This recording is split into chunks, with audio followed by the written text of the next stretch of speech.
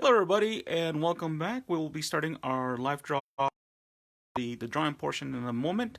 My apologies, we're starting a little bit late today. We were just having some connectivity issues, but thank you for joining us, and we'll shortly. I'll take this opportunity to let you guys know or remind you that we are doing our virtual loteria game going on this week. We're actually in day 8. Today's card was La Bota, or the boot, and we want to encourage all of you to continue to play and let us know if you are having winning cards.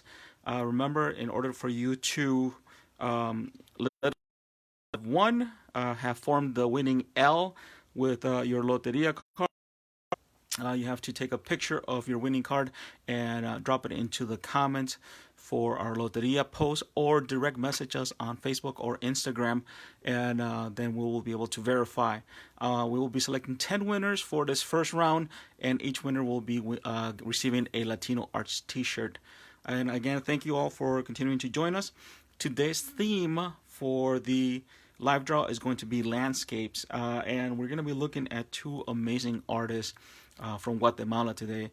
We had the exhibiting their work back in 2016 at Latino Arts Gallery, and they're just amazing. They have such an interesting story, these two artists, and we'll look at examples of their work and who they are, and then also talk about how they incorporate landscape into their personal work. And then we'll talk about some basic drawing techniques that will help you improve your landscape drawing abilities. And again, I just want to say thank you so much for continuing to join us for our series here, our tutorials, and our live draws. I'm just going to do a little bit of adjusting here so we can all see we're all looking at the same thing. Get my supplies here. Okay, I think we're almost ready to go. Again, my apologies, we're starting a little bit late today. Just had a little bit of connectivity issues, but I think we're all good now.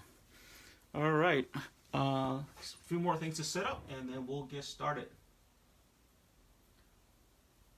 Again, if you have not joined our virtual loteria game, please do. It's a lot of fun. We're in day 8, and hopefully all of you will be able to participate. And like I said, we're going to be selecting 10 winners, and then we also have a complimentary playlist, or a playlist that complements our loteria game, and is on our Spotify channel. So please make sure you visit our Spotify channel. We have loteria. We have our loteria game going, and our loteria playlist there. Today's card, like I said, was the boot, and hopefully we'll have some winners soon. All right, so I think we're ready.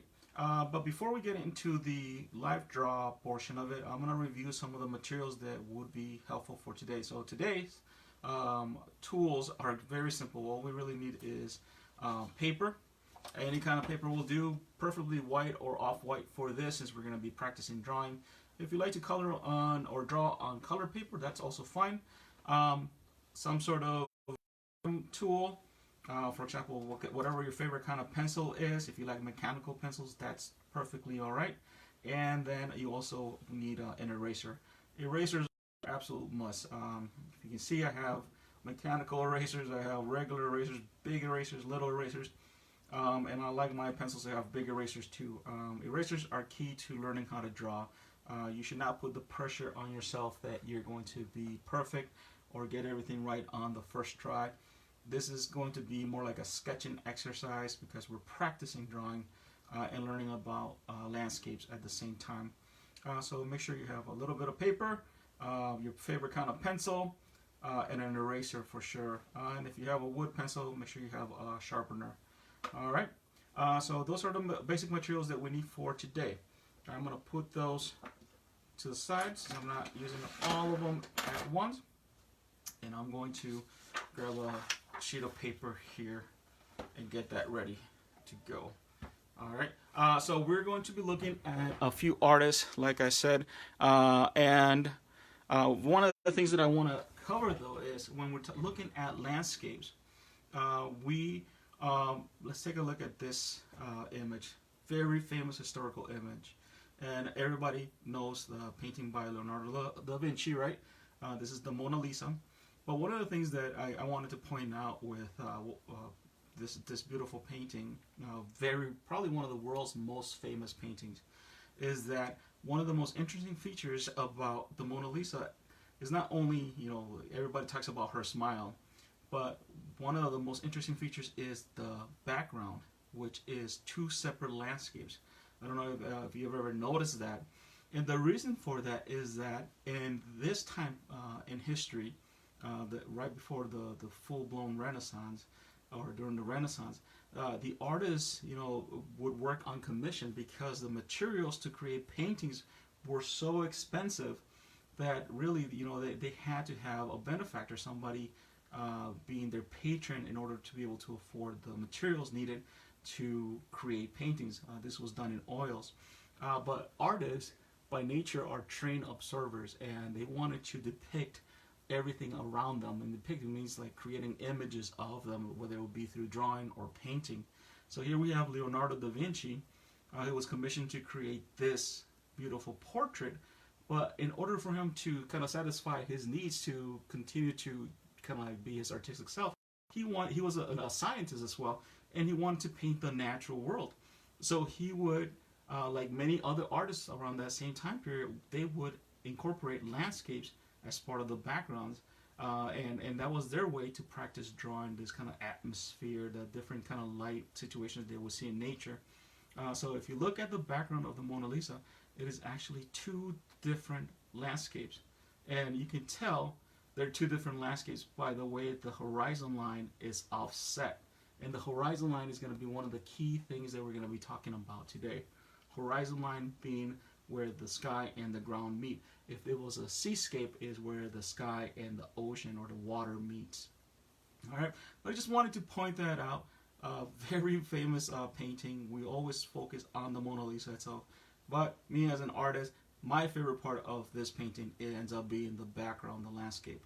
All right, so we are going to be looking at two artists from Guatemala. The first one is this amazing lady right here, and her name is, her name is Paula Nicho Cumez. Paula Nicho Cumez. And also we're going to be looking at, let's see, this gentleman here, and his name is Pedro Rafael Gonzalez Chavajay. Okay, and so Paula and Rafael are two artists from Guatemala, and they are part of a Mayan community.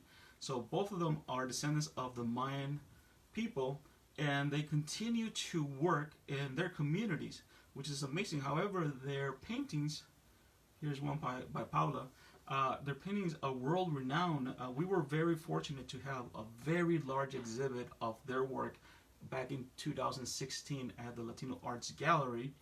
And this is most of the pictures, the paintings that I'm going to be showing you by Paula and Rafael, Pedro Rafael, we had in the gallery, and they're absolutely gorgeous. So again, we're looking at paintings that have landscape elements in them. And one of the reasons that I wanted to show you that Mona Lisa painting first is because, much like Leonardo da Vinci was a scientist and he wanted to look deeply at the natural world, the Mayans themselves, as a people, they were very much interconnected and continue to be interconnected with the natural world. And I think it's just absolutely interesting and beautiful that connection they have and relationship with the natural world. What we're going to look at is that we have this figures in the foreground, but the landscape is always a dominant feature. And that's particularly important for these two Mayan painters, because their way of life intertwined, is interconnected with the natural world. Their folklore, their belief systems are very much rooted in nature and the relationship they have with nature and the natural world. So look at this beautiful surrealistic image. And I'm going to be careful. I have to correct myself there, because to us, we look at this image and this female figure that has grown wings and she's flying. She's kicked away her chanclas and she's flying through the world. And here we have this beautiful landscape. But and I correct myself in calling this surrealistic because this is more of magical realism. If you're familiar with magical realism, a literary movement from Latin America, is kind of incorporating magical elements into everyday situations. And this is very much rooted in the way that the Mayans kind of see themselves being intertwined with nature. So yes, can we call this surrealism? Absolutely. But can we call it magical realism? I think so. And it's definitely much rooted in Mayan belief system. So absolutely beautiful paintings by Paula, Nicho, Cumez. Again, look at this. What better example of how the artists here are looking at nature. I'm going to go back here to the picture of Paula. If we look at her, she's wearing a huipil. And the huipil are very much, part of the Mayan culture and the Aztec culture. And what I love about huipiles, especially in Mayan communities that are still very much active and thriving to this day, is that the huipiles are almost like wearing your zip code when you're in a Central American country. If you look at somebody's huipil, you'll be able to tell which country they're from. Not only that, but which region they're from, depending on the pattern. And if you look here, this landscape, all the different mountains, all the different hills are painted and designed with different patterns and shapes. And those patterns and shapes that the Mayans look at in nature end up being what they put as designs in their huipiles. So absolutely gorgeous, and just reinforces that connection to nature that I was talking about. And again, we have the horizon line, the delineating or giving us that sense of depth, and letting us know where the sky and the ground meet. But absolutely gorgeous by Paula Nicho Cumez. I love this painting. Again, we have a lot of figures, but if you look, they're within a landscape, and it just kind of reinforces that amazing relationship they have with nature. Alright, now these are paintings by Pedro Rafael. And Pedro Rafael, he's also from a Mayan community in Guatemala. Both Paula and Pedro Rafael Gonzalez Chavajay are Mayan artists. And what makes them even more interesting, I think, is that they're both contemporary artists, meaning that they're alive and continue to paint to this day. Again, here we see the landscape a little bit more pronounced. The horizon line lets us know where the sky and the ground meet, gives us a beautiful sense of depth. And then we have figures in the foreground. Two figures by this lake here. And another beautiful example here. I love the sense of light. The focal point being this person right in the middle, but yet you give enough attention to everything else going on. Love this one. Again, this is a painting of coffee pickers. So this is a Mayan community picking coffee up in the mountains, but then you still get this beautiful sense of landscape.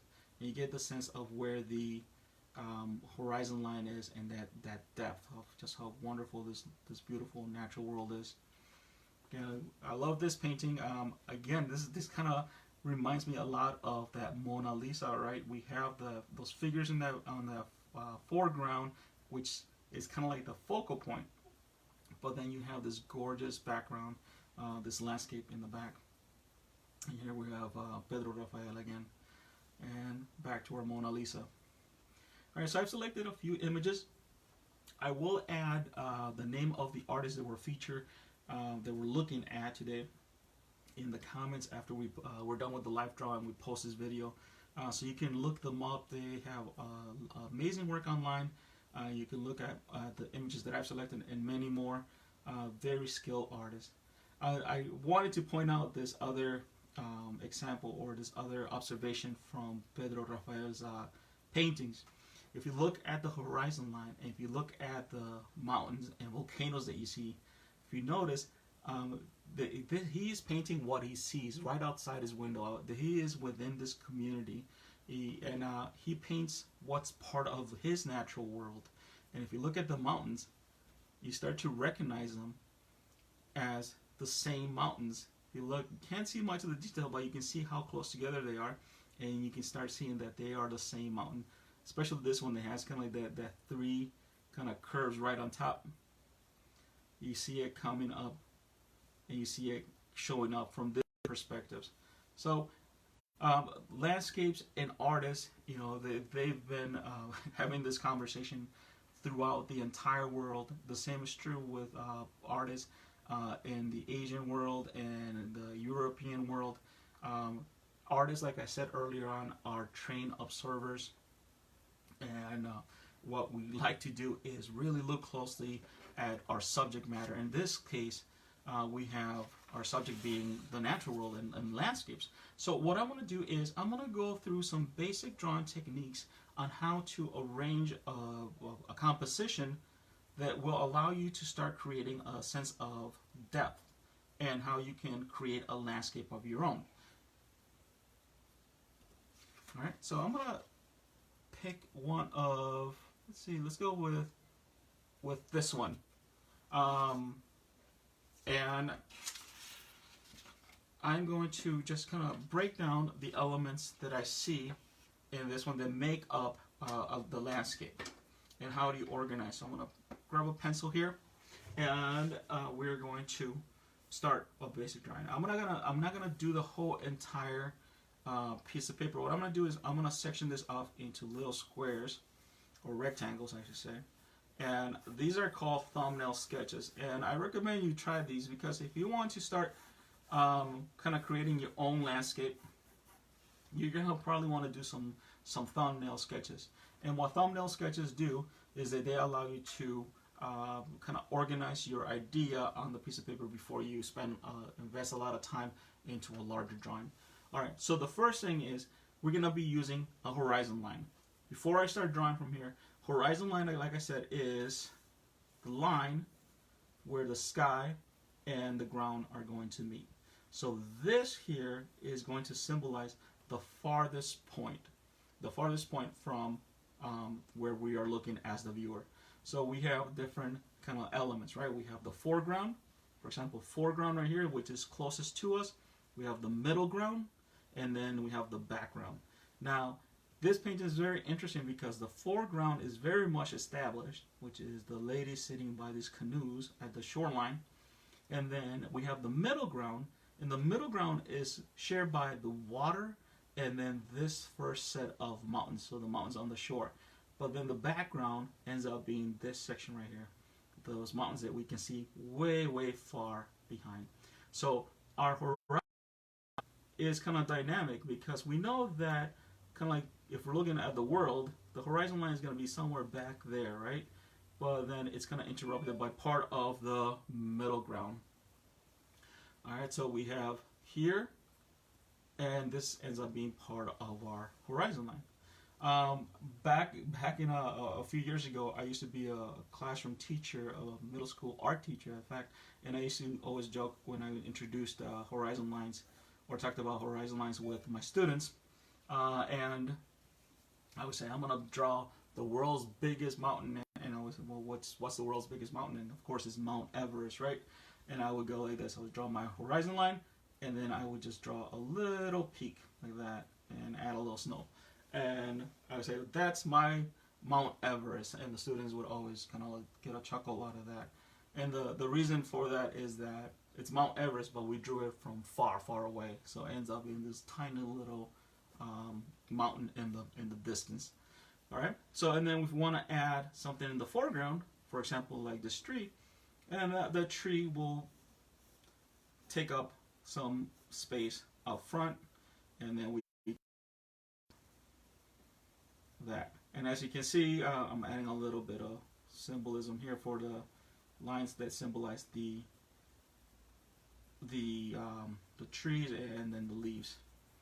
All right. So now we have our horizon line. We have that mountain far, far, far away from us, and then I drew this little trees that are much, much smaller than any mountain, but they look way bigger.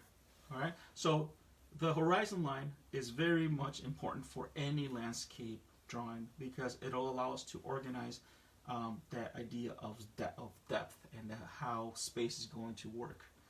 All right, so let's go to another one here. And now I'm going to look at Pedro's drawing or painting a little bit more.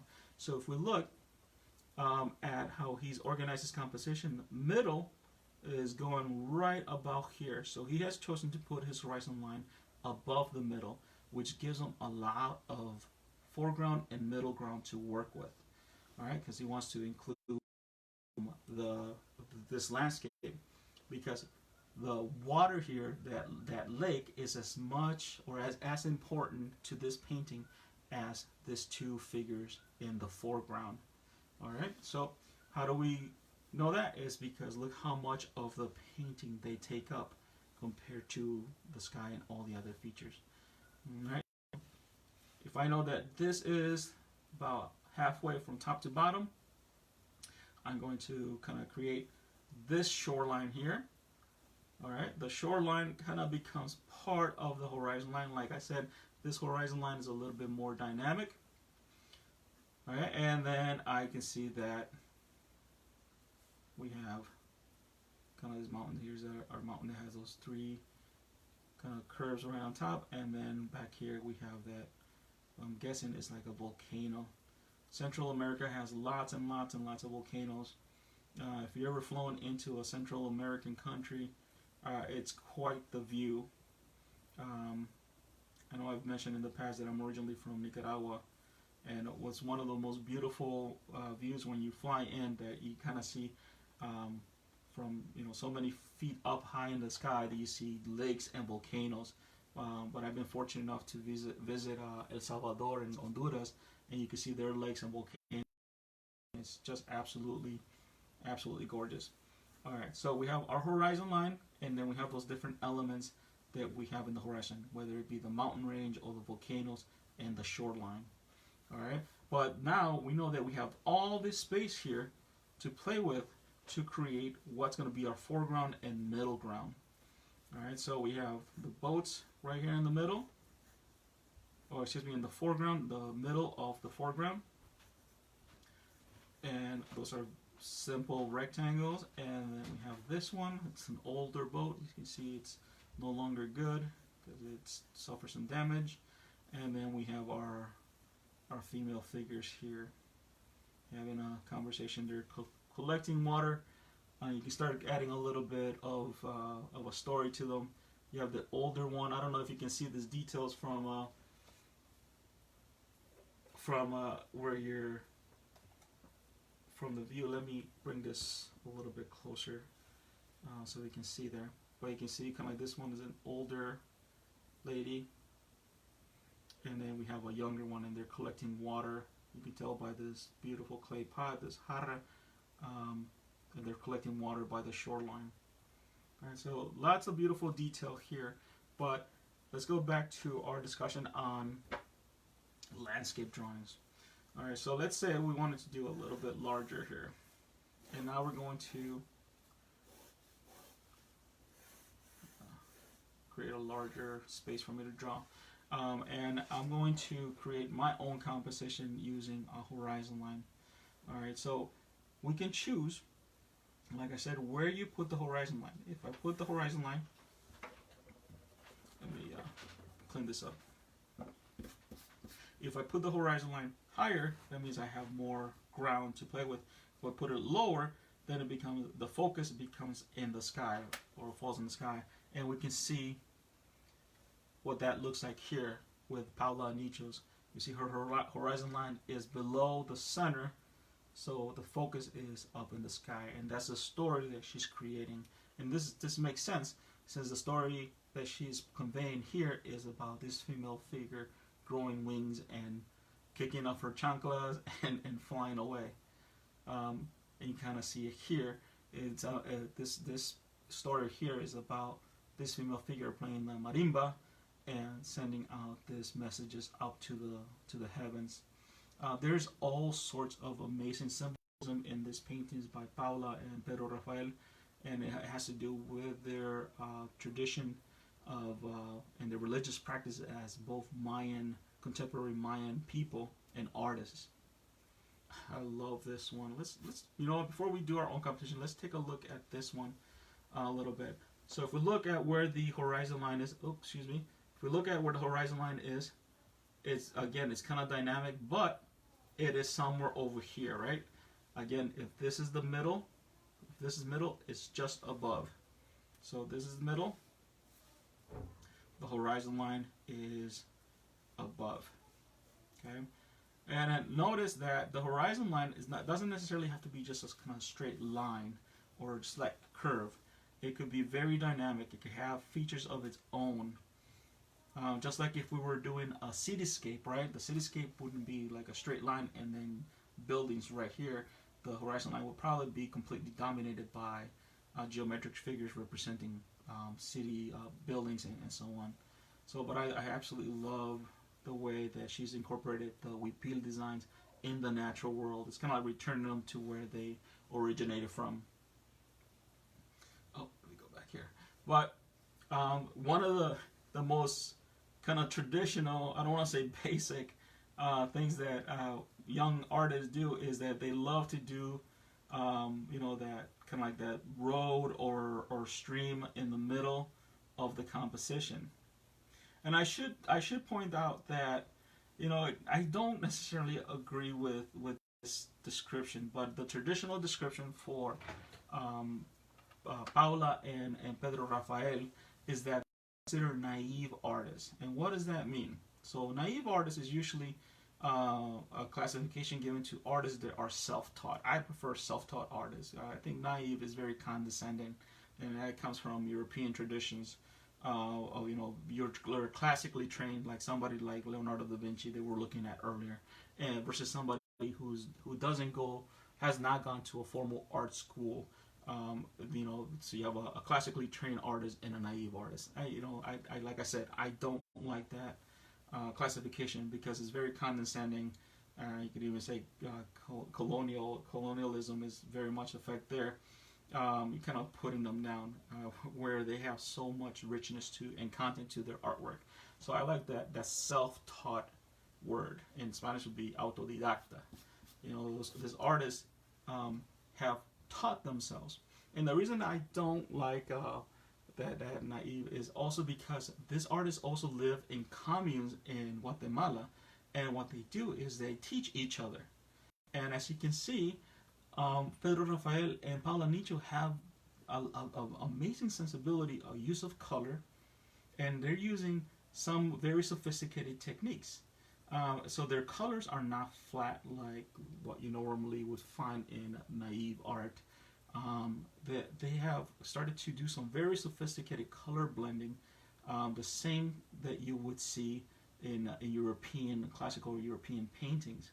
And the reason for that, again, it goes back to these are two amazing artists that really observe and want to improve their craft. So they've gotten opportunities to travel, so they visit museums around the world, and they've learned from observation. And also other artists have traveled to visit them and learn from them about how they relate to the natural world and how they incorporate it into their work. And then with that, you have artists that have had formal schooling passing on techniques to them in return. So it's just, like I said, naive art is definitely the wrong classification or the wrong description for artists of this caliber. They're just absolutely masters of their craft. And look at the sense of light in this landscape. Absolutely gorgeous. All right, but you might be familiar with, like I was saying earlier, when young artists draw the landscape, is basically you have a horizon line, and then they have the one vanishing point. That means where everything kind of is receding to, and then they start doing this. And then we have that's going to be the world's most famous road. I think we've all drawn that road at least once or 100 times in our life. All right, so that is probably the quintessential the quintessential horror everybody draws at least once, and then we get fancy, right? And then we start adding buildings in the background, different shapes. All right, and then we get real fancy, and then we start adding the buildings that are going into space. All right, and you know somebody's really showing off their flexing if they start adding doors and windows, right? And then they might add a few people walking down the road. All right, so I love revisiting this this ideas because they're very much related. This very simple drawing is very much related to this same concept of using the horizon line to establish depth and then establish a sense of foreground, middle ground, and background. And it all comes down to how you utilize this line, which is the horizon line.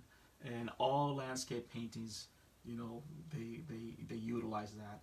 Now the landscape paintings, you know, as they get more sophisticated, sometimes the horizon line is not as pronounced, but there's always a suggestion of it or some sort of incorporation of it to create that sense of depth, to depict that whatever it is that you're drawing or that composition.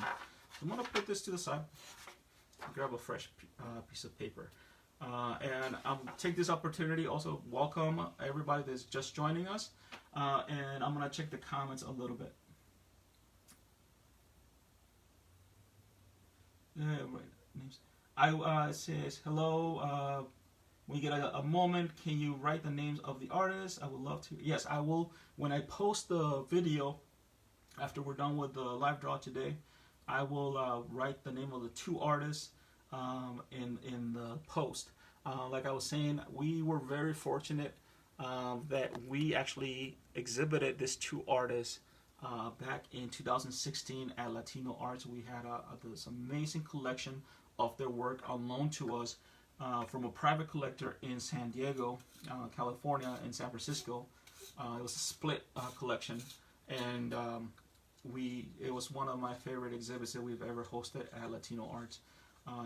There's so many elements to it: the sense of color, the folklore and the symbolism in the images, and that just the depiction of everyday life from people that are part of this Mayan communities in Guatemala. For example, here you have the sense of music, you have the different rituals. They're burning sage here to communicate, send prayers up to the gods and their ancestors. A little fun fact: in the Mayan cultures, once you pass away, you become like a demigod, and then that way your family is always sending prayers to you because you become like kind of an intersector for them. That once you pass away, your family prays for you so you can get their prayers to the gods faster. I love the use of the different candles. You'll notice that there's a white, a yellow, a blue one, and just behind this pot you see there's going to be a red one, and each one of those symbolizes different colors or types of maize, of corn, which is the staples, and also the colors in the spectrum, because they, like I said, the Mayans, a lot like now artists, were very much in tune with the natural world, and they were observers. They really looked closely into that relationship between you as an individual and the natural world. All right, so let's take a look at here's Paula, Nicho, Cumez, and I think let's take a look at this one, and we'll create our own composition. So let's do kind of like a beach scene, right? And these are going to be very simple. Okay, again, I'm going to kind of establish the horizon line. You might notice that I keep going just above the center, and the reason I do that is to if in art, anytime you put something like dead center, it kind of flattens the image and it makes it less dynamic, so that you always kind of want to be a little bit off center. It adds dynamism. It's kind of like the golden mean, right? The rule of thirds. You want to be able to have the eye flow through the composition. So you want to be just a little bit above or below what you would consider the center. Okay, so here I have my horizon line. All right, and then maybe way back here, we're going to have an island. Okay, so I'm going to start adding a little bit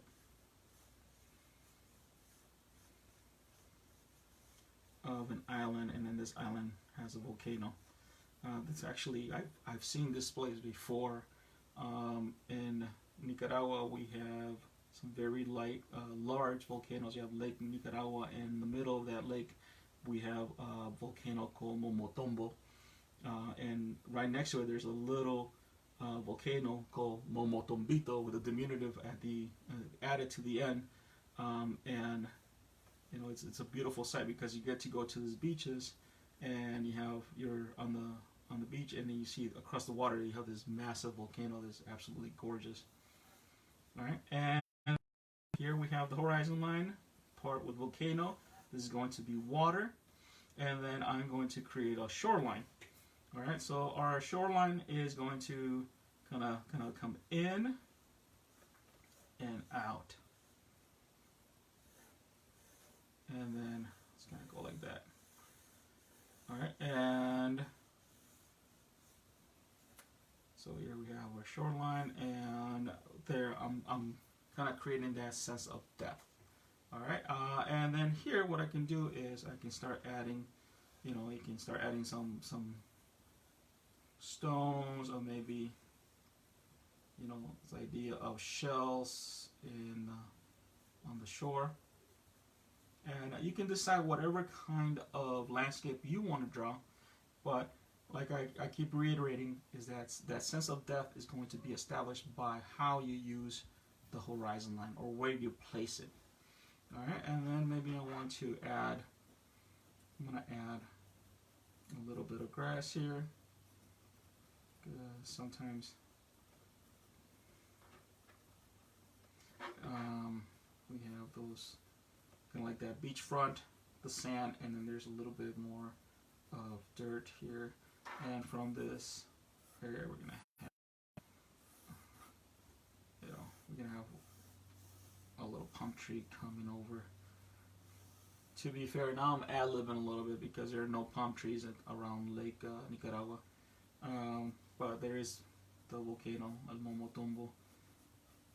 And as I will admit that this drawing is very stylized, almost cartoony a little bit, because I'm drawing a very simplistic, stylized version of a palm tree right now. Okay, and here we have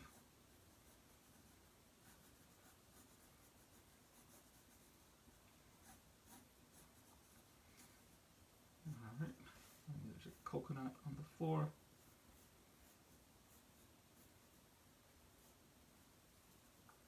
And so on. So as you can see, I'm establishing lots of items in the foreground because that's where I want my focal point to be.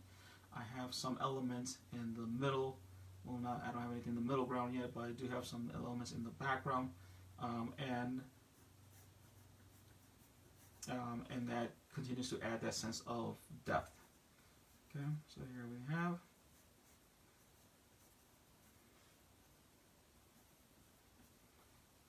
Maybe there's a coconut still on the tree.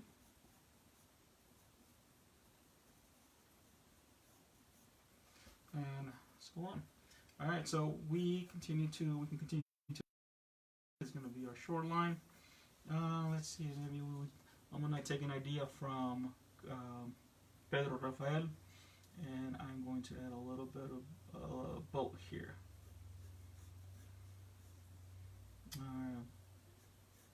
A little boat, and then maybe I like his guy in there rowing.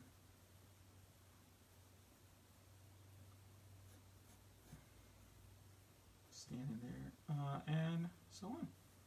Okay, I'm gonna have a little bit of waves here that he's disturbing the water. All right, and then let's add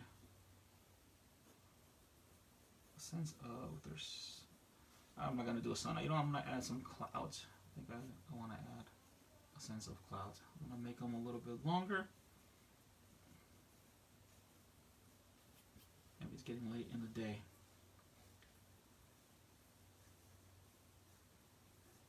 Just a sense of clouds. Alright, so here's a basic composition using creating a landscape with the horizon line. And so far I've only done kind of above the middle of the paper. So I'm going to change that up a little bit, and I'm going to create a composition now. And this time, instead of going above, I'm going to go below. Alright, and what I'll do then is going to create my horizon line. Alright, and then maybe this time we're looking down into a cliff. So I'm going to establish a cliff here, or a sense of a cliff. And I'm going to, what I'm going to do is I'm going to establish a sense of where we're going to stand. And here we have, maybe there's some grass that kind of falls off the cliff. And there's some stones, some rocks on the cliff itself. And then this ends up being the side of the, like maybe it's like a ravine or something like that. Alright, and then the cliff kind of circles back around.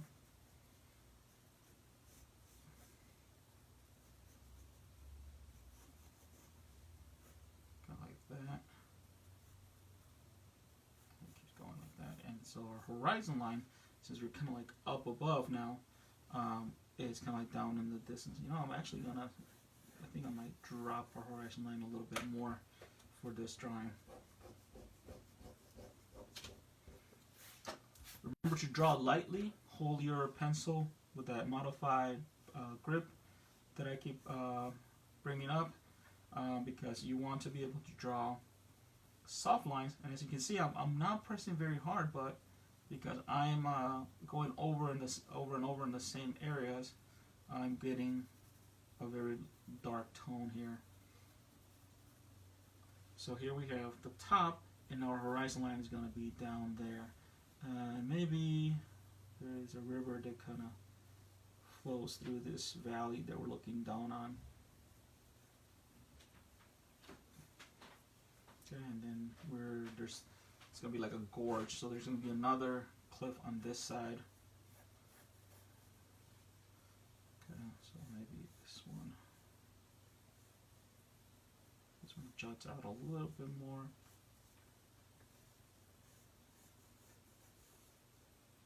Let's see that right here.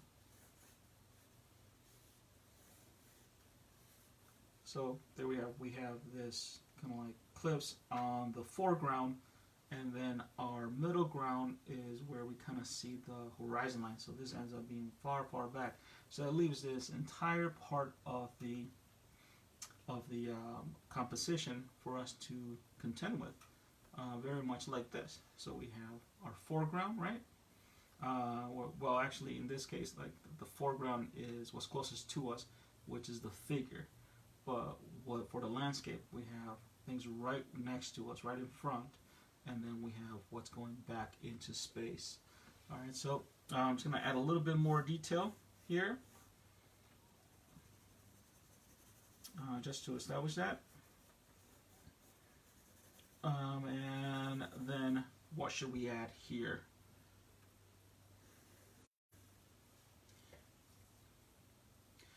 So here we have our sky, and we're going to add maybe some clouds, definitely, like this long clouds.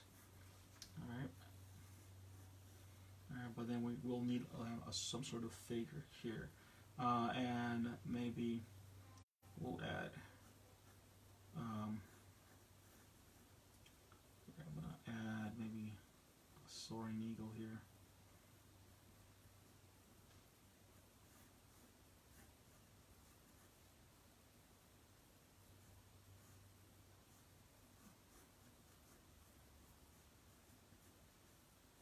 Again, I want to take this opportunity to thank everybody for continuing to join us during this live draw series.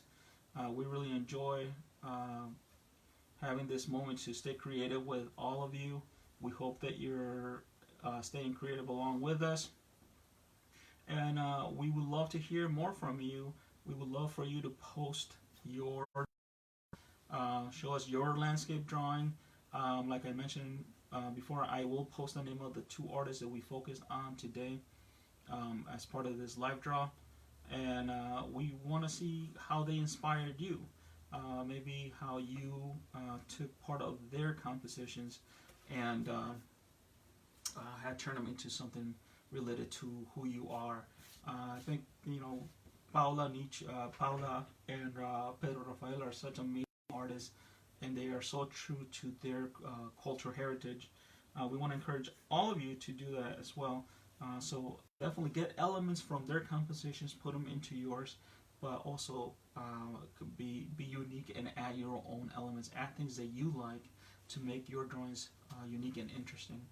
All right, but as you can see, they're here with very little elements. We've established a nice composition, and we have a sense of depth, and we have that we've created. Much, and again, I wanted to point out that for this one, the horizon line is below the center of the paper. On this one, the horizon line is just above. But that lets you kind of play with what do you want to do. You want to create the focus to be on the middle ground, or do you want it to be kind of like on the sky? But you will always establish a sense of foreground, middle ground. Kind of get what's first, second, and then farthest away. All right. Again, thank you all for joining us. Please take our invitation to continue to draw and stay creative. We hope this was a useful talk about landscape and getting to know two new artists if you weren't familiar with this tool. And please stay connected with Latino Arts on social media at Latino Arts Inc. We are on Facebook and Instagram. Oh, and also we have reinstated our Twitter account, so now you can find us on Twitter, also at Latino Arts on social media. And then also I wanted to remind you to visit our website to download your own Loteria card. We are in day 8 of our virtual Loteria game, and we're going to be selecting 10 winners. 10 winners that will be receiving a free Latino Arts Inc. t-shirt. Again, thank you so much, and we'll be back here next week, Wednesday at 2 p.m. with a new live draw. And like as always, we want to hear from you. What are some suggestions? What are some themes that you want to see touched about or talked about in the live draws? Again, thank you so much, and we hope you enjoy this fun live draw. Have a wonderful day. Stay healthy, and we'll see you next week, Wednesday.